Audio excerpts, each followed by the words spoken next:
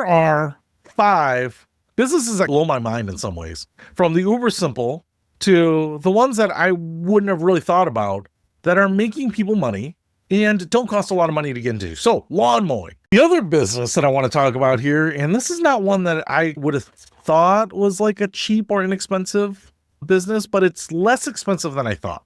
A buddy of mine, and they're about a year apart, and as they were growing up, they were starting to throw birthdays in their backyard for him. And instead of renting one of those inflatable bouncy houses, he bought one. I remember going to like her birthday, and I was like, "Oh man, hey, you got a bouncy house? Did you rent that?" And he's, "No, we just bought it." And I think his comment at the time was, "It's actually cheaper to buy than it is to rent." And we figured we'll use it more. The girls in the summer just want to bust it out. They know how to turn it on. They want our friends over. So we've got our money's worth out of it. I thought that was great. Fast forward a few years, and turns out that not only did his girls grow out of it, but some of his friends were like, "Hey, can we borrow that bouncy house?" Sure. You had to set it up, work it.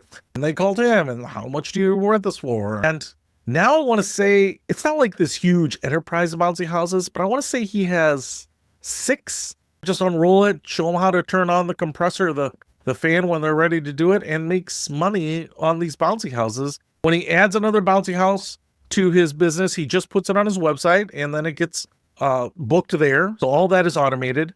I think he even said that he buys the bouncy houses used when he can find it. So if you can find a really good deals on a bouncy house, like for $100 or something, that's what he does. There are 5 businesses that blow my mind in some ways, from the uber simple to the ones that I wouldn't have really thought about that are making people money and don't cost a lot of money to get into. So, lawn mowing.